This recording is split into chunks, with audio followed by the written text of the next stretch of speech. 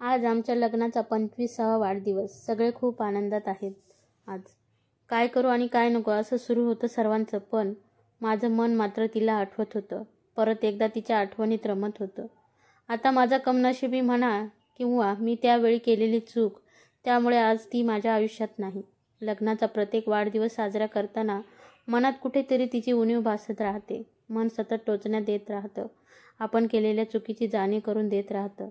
पण मी तेव्हा काय करू काही कळत नव्हतं. मला त्यावेळेस कसं वागू ते द्विधा मनस्थितीमध्ये अडकलो होतो मी. मन बुद्धी दोन्ही हतबल झाल्या होत्या तेव्हा.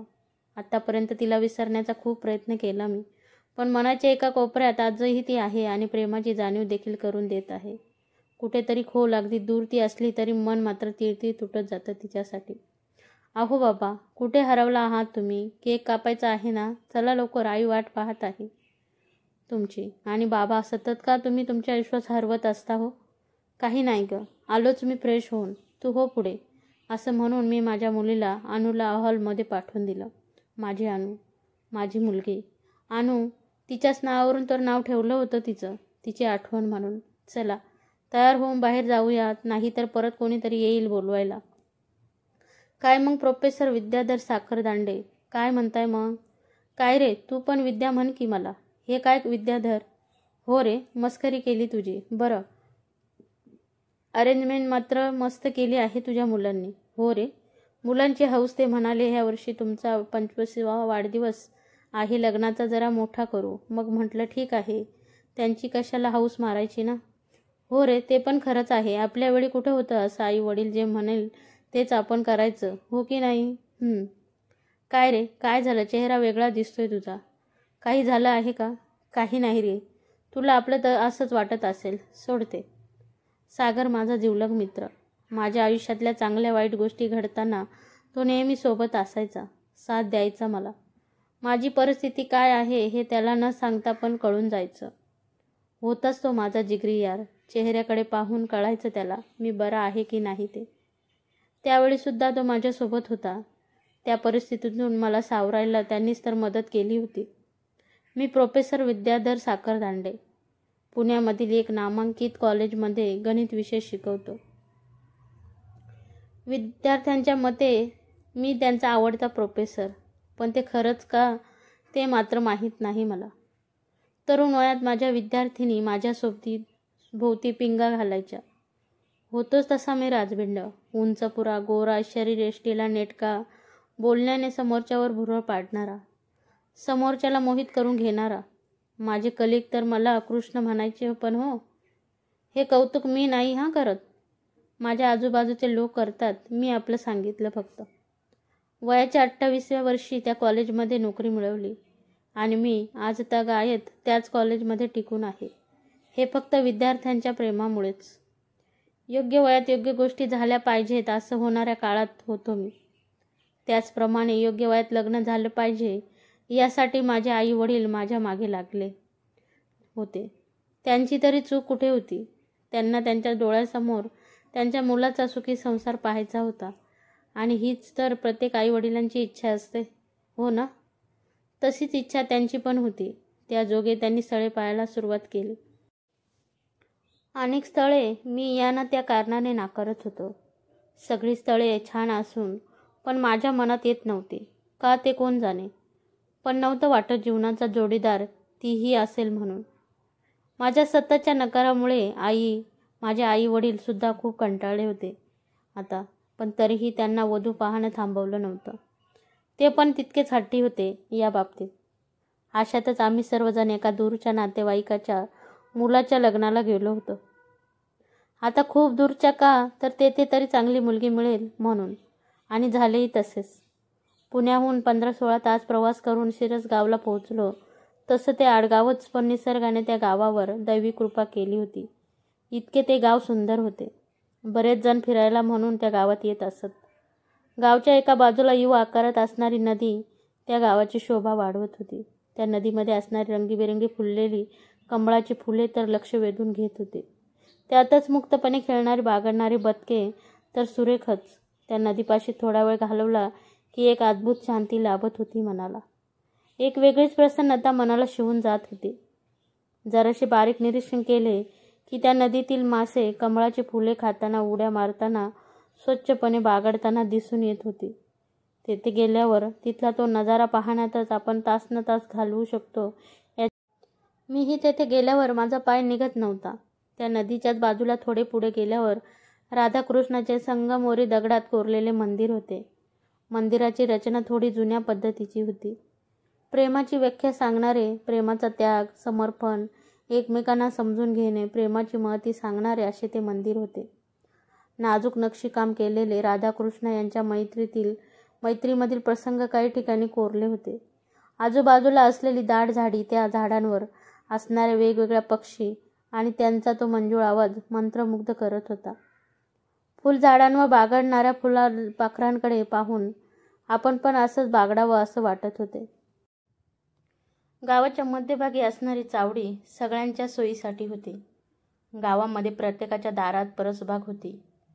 त्या गावात गेल्यानंतर एक वेगळंच समाधान वाटत होतं. पण मला कुठे माहीत होतं की त्या गावातच मला माझं प्रेम मिळेल.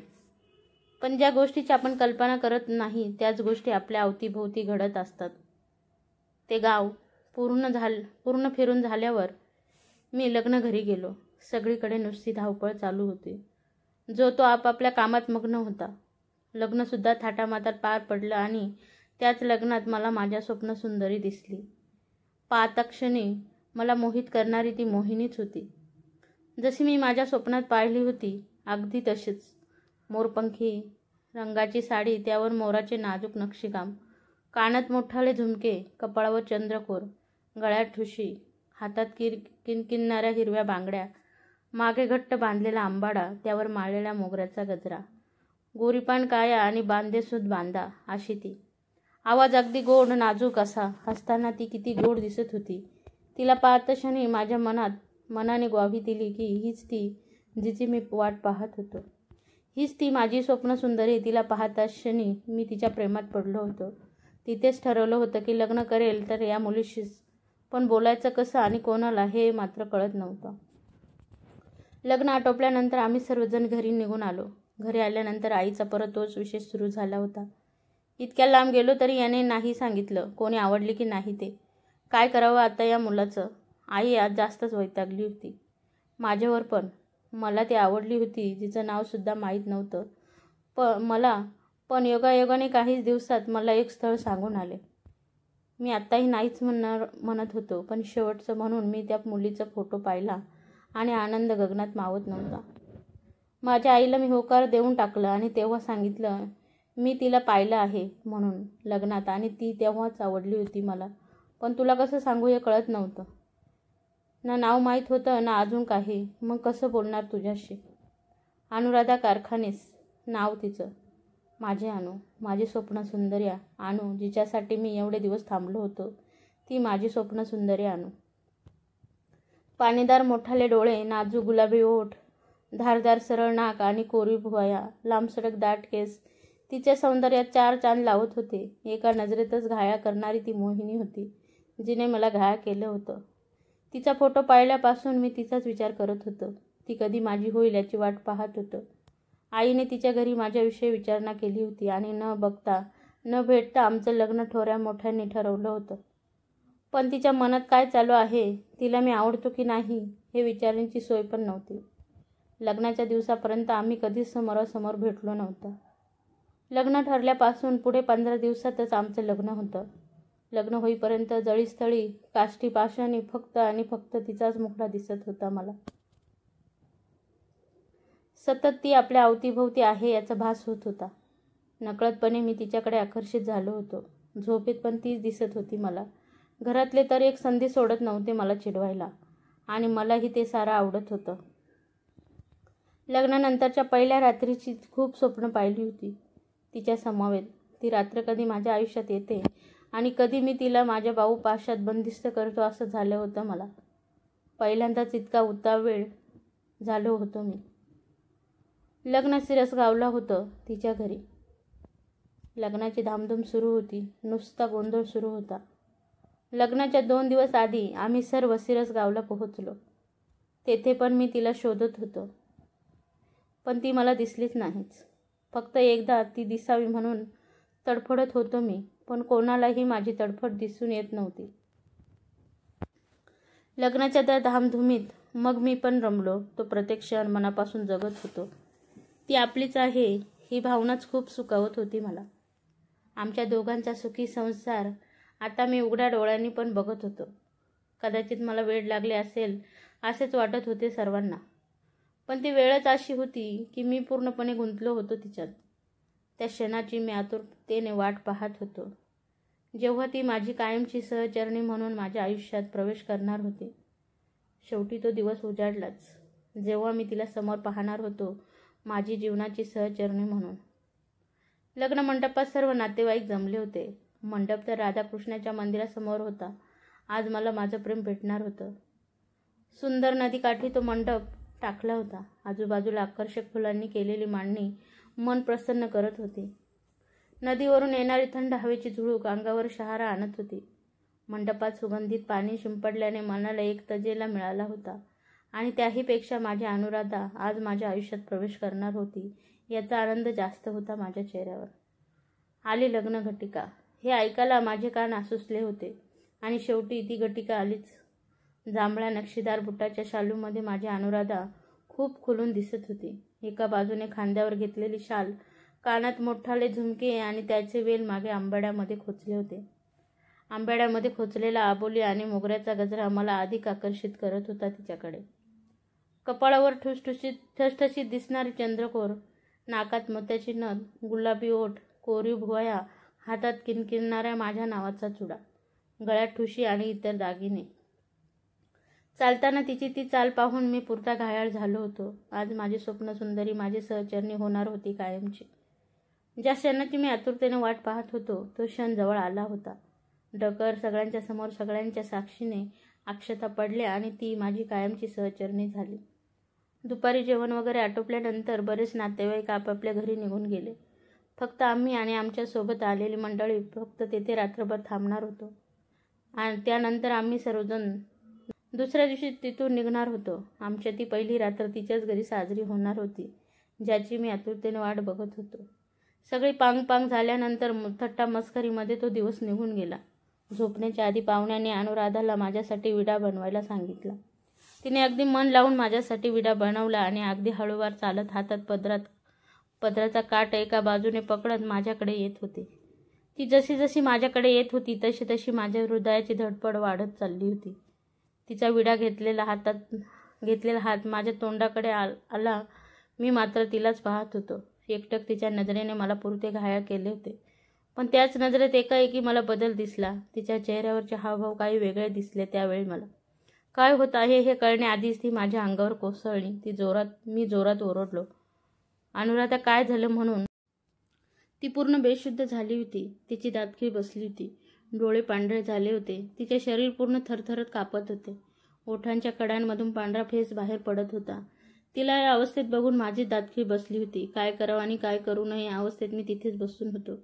तिची आई तिला आपल्या मांडीवर घेऊन बसली होती. औषधे आणून दिली गेली तिला, पण आजूबाजूला चाललेली कुजबूज कानात तेल ओतावे अशी वाटत होती.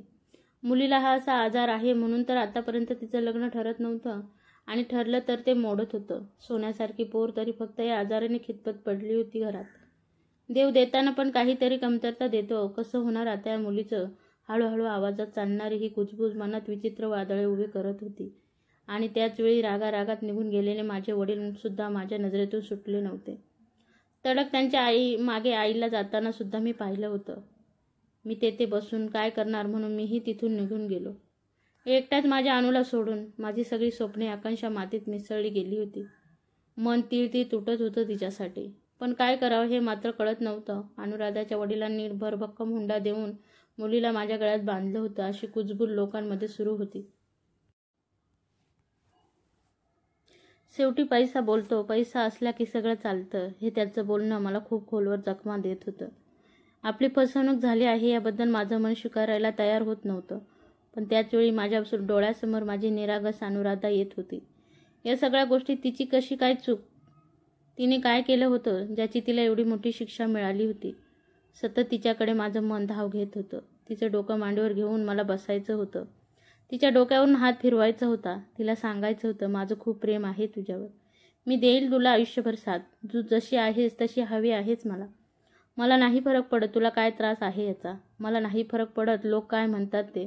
मला फक्त तू हवी आहेस हेच सांगायचं होतं मला. पण माझं दुसरं मन या सगळ्या गोष्टी करण्यापासून कुठेतरी रोखत होतं.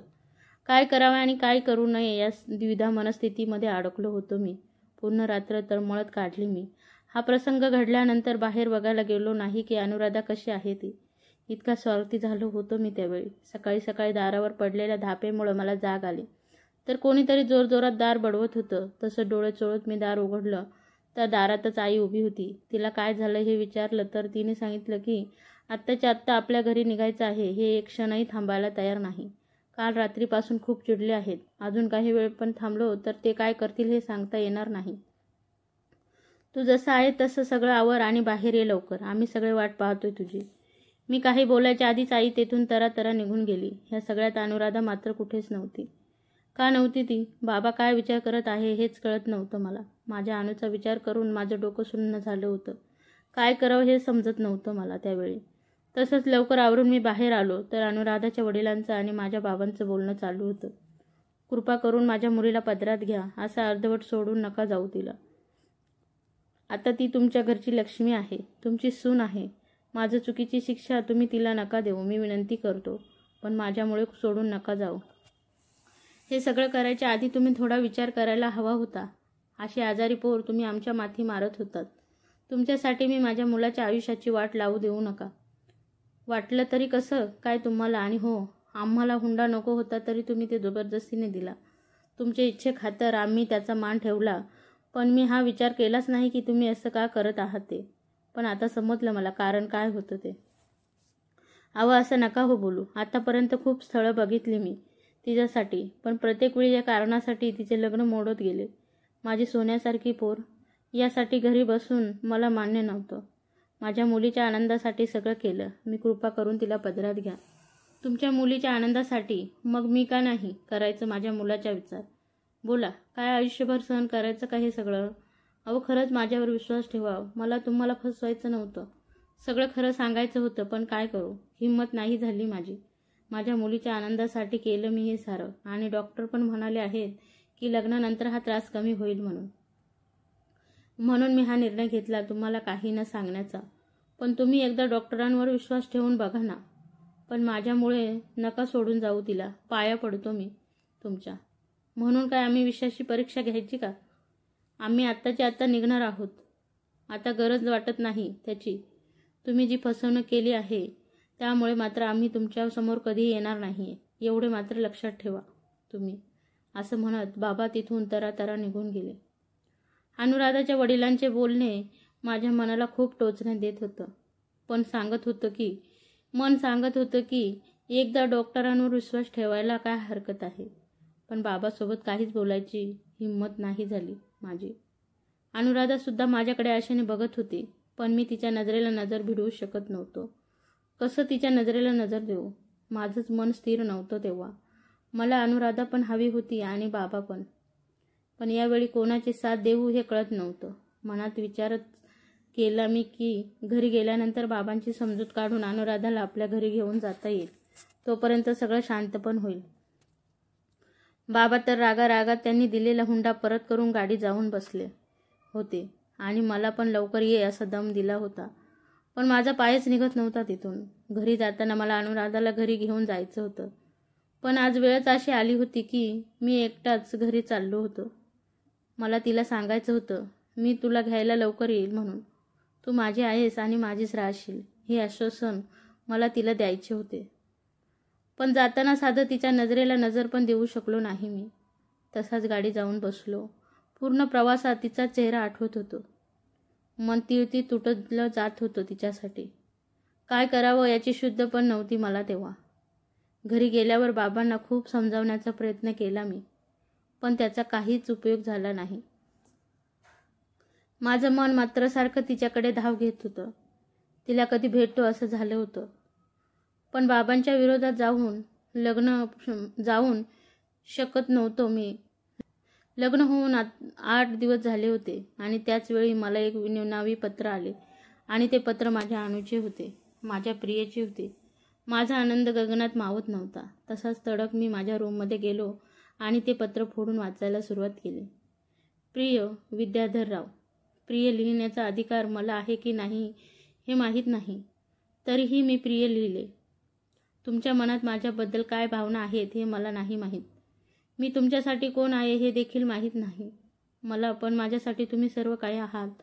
तुम्हाला मी लग्नात पाहिले होते तेव्हाच तुम्ही माझ्या मनावर घर केलं होतं, पण माझ्यासारख्या मुलीला आत्तापर्यंत जोडीदाराचं प्रेम कधी भेटले नाही आणि मी पण कधी प्रेमाचा विचार केला नाही. तसा तो अधिकार मला नाही ही समजूत करून घेतली होती मी माझी. पण तुम्हाला पाहिले आणि कुठेतरी वाटले ते तुम्हीच आहात ज्याच्यावर मी मनापासून प्रेम करते. तुम्हाला फक्त बघूनच असं वाटलं की आपलं जन्मजन्मीचं नातं आहे. एक वेगळीच भावना जन्माला येत होती. प्रेमात पडले होते मी नकळत तुमच्या. पण काय करू, मी तरी तुम्ही होतातच तसे की मी नकळत तुमच्याकडे ओढले गेले. मला जेव्हा कळलं माझं लग्न तुमच्याशी होत आहे तेव्हा माझा आनंद गगनात मावत नव्हता, पण भीती पण वाटत होती. तुम्ही मला सोडून तर जाणार नाही ना. खरं तर या सगळ्यामध्ये चूक माझीच होती. मी स्वतःहून तुम्हाला माझ्याबद्दल सगळं सांगायला हवं होतं, पण नाही सांगू शकले मी. बाबांनी फक्त माझा विचार केला, माझ्या आनंदाचा विचार केला त्यांनी. त्यात त्यांची काहीच चूक नाही. कृपया आपण त्यांच्यावर रागू नये. तुम्ही तुमच्या आयुष्यात पुढे जावं हीच माझी इच्छा आहे. माझा शोध घेण्याचा प्रयत्न करू नका तुम्ही, कारण मी तुमच्या आयुष्यातून, या शहरातून कायमची निघून जात आहे. मी कुठेही असले तरी प्रेम मात्र तुमच्यावरच करत राहील हे नक्की. तुमची सौ तर नाही, पण तरीही तुमची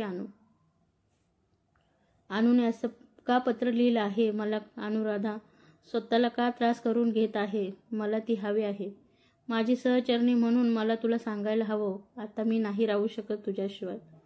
आता मला तुला भेटायचं आहे काहीही करून. हे पत्र वाचून माझं डोकं बधीर झालं होतं. ती का असं करते? एकदाही तिला मला विचारावंसं वाटलं नाही. मला काय वाटतं ते? त्या दिवशी मी पूर्ण कोसळून गेलो होतो. तडक मी तिच्या गावाला निघालो तिला आणायला. आज मला माझी अनुराधा भेटणार होती. माझं प्रेम भेटणार होतं आज मला. मी आज सगळं तिला सांगणार होतो की माझं किती प्रेम आहे तिच्यावर. मी नाही राहू शकत आता तिच्याशिवाय, आणि आता तिलाही शिक्षा भोगू देणार नाही मी. तिला मी माझ्यासोबत घरी घेऊन जाणार. आता 15-16 तास प्रवास करून मी सिरसगावला पोहोचल्यावर मी तिच्या घरी गेलो तर घराला कुलूप होतं. सगळीकडे विचारलं मी, पण कुणाला काहीच माहीत नव्हतं ना तिच्या आजूबाजूला, ना तिच्या नातेवाईकांना तिच्याबद्दल काही माहीत होतं. मी सगळीकडे तिला खूप शोधलं, पण ती मात्र कायमची मला सोडून गेली होती. पूर्णपणे कोलमडून गेलो होतो मी. काय करावं आणि काय करू नये हे कळत नव्हतं मला. सावरता पण येत नव्हतं मला, पण तरीही आईबाबांनी सावरलं मी स्वतःला. माझ्या आयुष्यात एक पोकळी तयार करून गेली अनु कायमची. खूप शोधण्याचा प्रयत्न केला मी तिला, पण ती कुठे आहे हे कळलेच नाही कधी. तिच्यापर्यंत जाण्याचे सगळे मार्ग बंद करून टाकले होते तिने. मी मात्र तिच्या आठवणीत जगत होतो. असा एक क्षण नाही जेव्हा मला तिची आठवण नाही आली. आता या घटनेला 3 वर्ष पूर्ण झाली, तरीही मी तिला विसरू शकलो नाही. ती माझ्यासोबत आहे हाच भास होत होता मला.